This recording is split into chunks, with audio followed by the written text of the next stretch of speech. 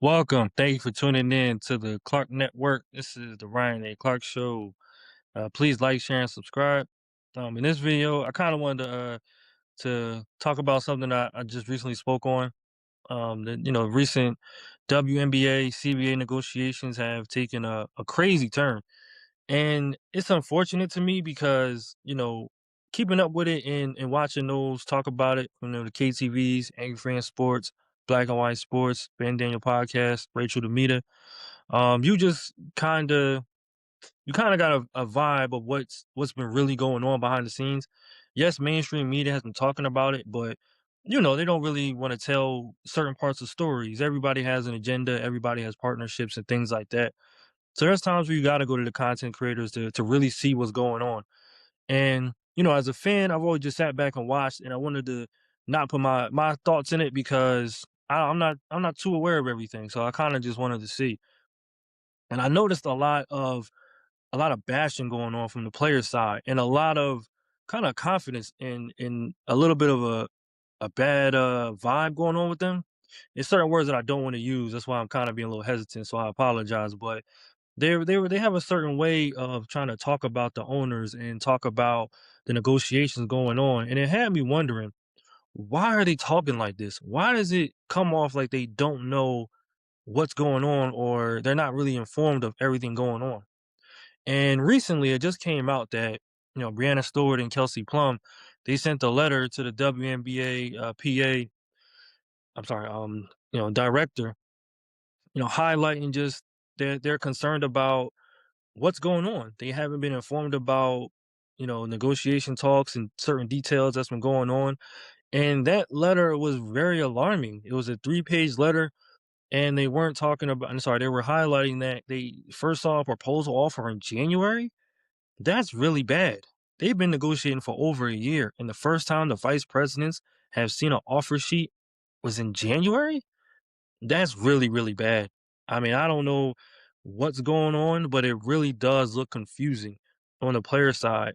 And you see things and you watch players in interviews and things like that talk about it because you want to see good signs of, okay, the season's going to happen. And recently, I'm watching players talk, and you keep hearing two different sides of things. So it did come off as if the players don't know certain things. Just as small examples.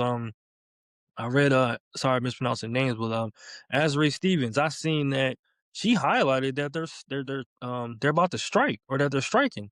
She said that she's prepared for it. They prepared her for it. So she's ready to go. And on the other hand, you hear Paige Becker saying, "No, we need to get the season done. I'm hopeful that it's going to get done. I think it's moving in the right direction." And then she turns around and says, I don't think it's gonna happen on time. So as a fan, it gets very confusing seeing something like that. And of course, she's been viral a few times, but watching Natasha Cloud, I've been watching, her videos and her explaining her sides of what's going on.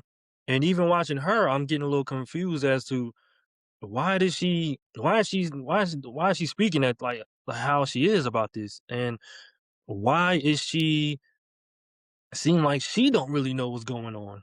I don't know. It just the way she described and the way she kept saying like, "Oh, you guys don't know the percentages. You guys don't know the percentages." It had me wondering, why does she think that people don't know the percentages? The information's out there. We all know the percentages. We know the offers. Why does she think that people don't know? Does she think that what she's getting behind the scenes is actually the truth, and what we're getting is false information? Why does she think that the outside people don't know what's going on? It seemed like she kept saying it as if it's like, yeah, y'all don't really know. Y'all don't really know. If y'all knew, it would piss y'all off. Uh, Fans know. That's why everybody's encouraging y'all to take the deal, because everybody knows what the deal is on the table. So it's kind of had me wondering why. Why are these players talking like this? Nafisa Collier, she was going around. She's toned it down, but she was going around Good Morning America and all these other platforms saying just how bad this is, and how she runs a sustainable business on during the game in Unrivaled. And it just had me wondering, why are these players talking like this? Why does it seem like everybody has different opinions on what's going on? And then you hear somebody like Lexi Brown saying that the players union is kind of getting a little greedy, Like, they got a lot of what they wanted to accomplish. They should sign the deal. The mid-level players are about to get left out. So it just really comes off like, what's going on? Why does it seem like not everyone's in the same page? And then it comes out that during the early meeting in New York when they had it, that it came out that that's when the union started having these issues, and they tried to tone it down. Alicia Clark and others spoke out saying that, that's not true. There's no divide. There's nothing going on. But the more and more as time goes on, we get closer to that March 10th date. It's coming out that there's some problems, and there's clearly a divide on the union. I think it's still more players want to strike, and maybe it's 4-3 now that players want to strike. And I think that there's three that don't want to strike, and the majority, of course, the mid level and rookies are all saying they want to sign the deal. And recently, more word came out that agents are even some of the players' agents reached out to the WNPA president and director and wanting more information, and they haven't got it.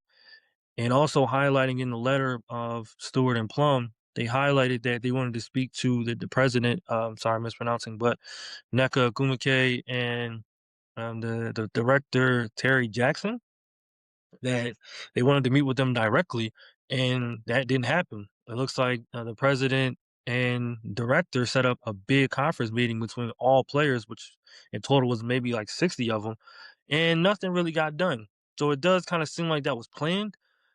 So that letter by Stewart and Plum, it really highlighted that there's something going on. And hopefully, content creators and others can try and help whoever those are behind the scenes who can talk to them. Definitely try and help this out, because it seems like there's definitely a divide, and those who want to see, the WNBA back is getting closer and closer to March 10th. And me personally, I want to see a deal done. I like seeing, women's basketball. I enjoy it. So I would like for them to get back at it and get back on the court. But it just seems like there's an agenda, there's a goal, there's something that the players or certain players really want, that the majority is they're not wanting right now because they know they can't get it. And maybe down the line they'll get it. But there's a certain group that wants it right now. And, I've talked about it before. I think it's the old guard who really want their money now. And man, it's unfortunate to me how the old guard is acting, because the way you are now is gonna resonate, and I just think that when it's their time to hang it up and the younger players see what they've been doing now, it's not gonna be a good, retirement tour, if you want to call it that. I don't think they're all gonna get it, but I mean, this season's gonna be very awkward for owners and for the players, because it's a big divide going on. It's clearly some lying going on. There's been a lot of trash talking within the media. So it's gonna be very, very awkward. And I think for the old guard, I think how they handled this towards the younger players has just been wrong. And I think the owners in negotiations are starting to get that the divide is there. So they're trying to incentivize more towards the younger players in the future to try and get that out of the old guard, that, it's really you guys that's holding it up. And I just really I don't want that for them. But, it seems like the old guard is standing ten toes in it. They want their rev share, and they're not gonna budge on it. So we'll see what happens going forward. I personally would like to just see the deal get done. I'm looking forward to seeing the youth come into the NBA, WNBA, excuse me. And let me know what you guys think in the comments. Do you think the old guard is moving right? Do you think they're moving wrong?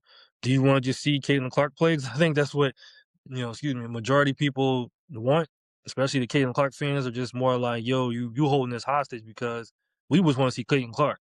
Like, just sign the good deal that they gave you, because they're giving you a great one. And just real quick, I did see that the owners offered, for rookie players, they can get max contracts after their third year. That's major. That's really good, man. And it's great to see that that's coming into women's basketball. So I just wanted to highlight that. That's the last offer that the owner sent. And, let me know what you guys think in the comments. Please like, share, and subscribe. Thank you. Have a good one.